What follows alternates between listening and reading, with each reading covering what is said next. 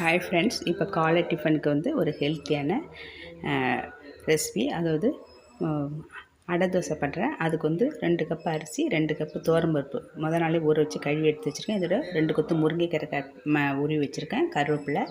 இப்போ அரிசியோட இதுக்கு வந்து 2 வெங்காயம், அரிசியோட வந்து ஒரு 5 சிவப்பு மிளகாய், இஞ்சி, சோம்பு, உப்பு இதை எடுத்து வச்சுருக்கேன். ஃபஸ்ட்டு இப்போ வந்து இது மிக்சியில் அரைச்சி எடுத்துகிட்டு வந்துடும். அரைச்சிட்டு பருப்பையும் சேர்த்து அரைச்சிட்டு இதில் வந்து கொஞ்சம் ஒரு 1/4 டீஸ்பூன் அளவுக்கு பெருங்காயம் சேர்த்துப்போம், பெருங்காயத்தூள்.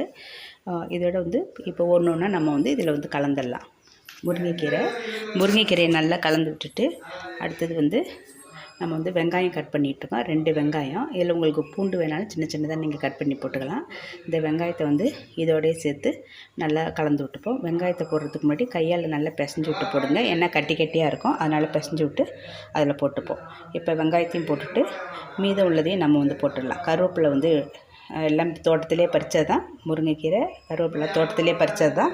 இப்போ இதையும் வந்து நான் வந்து கருவேப்பிலை சின்ன சின்னதாக கட் பண்ணி அதோட சேர்த்துக்கிறேன். கருவேப்பிலையில் நீங்கள் நிறைய சேர்த்துங்க. நம்ம மற்ற சமையலில் சேர்க்கும்போது நம்ம எடுத்து போட்டுருவோம். இந்த அடையிலெல்லாம் சேர்க்கும்போது நம்ம வந்து அதோட சேர்த்து நம்ம சாப்பிட்டுக்கலாம். உடம்புக்கு ரொம்ப நல்லது, கண்ணுக்கு நல்லது, முடி வந்து உதிராமல் இருக்கும். இப்போ இதுக்கு வந்து நல்லா கொஞ்சம் தண்ணி தாராளமாக விட்டுக்கும், ஏன்னா தோசை மாதிரி நான் விட போகிறேன், அதனால் வந்து தண்ணி தாராளமாக விட்டுங்க. தாராளமாக விட்டு இப்போ வந்து தோசைக்கல் வந்து நான் வந்து சூடு பண்ணியிருக்கேன். சூட் பண்ணிவிட்டு கொஞ்சமாக எண்ணெய் தடவி விட்டுங்க. எண்ணெய் தடவி விட்டு மாவு வந்து அங்கங்கே விட்டு அப்படியே ஒன்றா சேர்ந்தா மாரி தோசை மாரி விட்டுக்கலாம். தோசை மாதிரி விட்டு அதில் உங்களுக்கு தேவைன்னா வந்து எண்ணெய் விட்டுக்கலாம். இப்போ நல்லா நான் கலந்துட்டேன். இப்போ தோசைக்கல் நல்லா சூடாயிடுச்சு. இப்போ வந்து மாவு வந்து அங்கங்கே விட்டுருங்க. விட்டுட்டு நடுப்புறையும் கொஞ்சம் விட்டுட்டு எல்லாத்தையும் கொஞ்சம் சேர்த்து விட்டுரும்.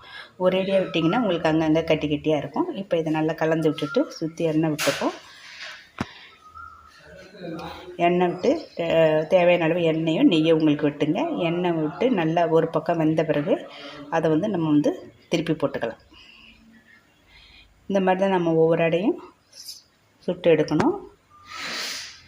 இப்போ இதை வந்து நான் வந்து திருப்பி போட்டுறேன். திருப்பி போட்டு தட்டில் எடுத்து வச்சிடறேன். இப்போ இந்த பக்கமும் வெந்துருச்சு. இப்போ இதை எடுத்துகிட்டு மற்றதையும் நான் போட்டுக்கிறேன். மற்றதையும் போட்டு எல்லா அடையும் சுட்டு எடுத்துடுறேன் நான். இதுக்கு வந்து சட்னியோ அல்லது நாட்டு சர்க்கரை எது வேணாலும் நீங்கள் தொட்டு சாப்பிட்லாம். இப்போ வந்து நான் எல்லா தோசையும் சுட்டு எடுத்துட்டேன், அடை தோசையை. இந்த மாதிரி நீங்கள் செஞ்சு பாருங்கள். இது பிடிச்சிருந்தா லைக் பண்ணுங்கள். இது ரொம்ப ஹெல்த்தியானது, ப்ரோட்டீன் அதிகமாக இருக்குது.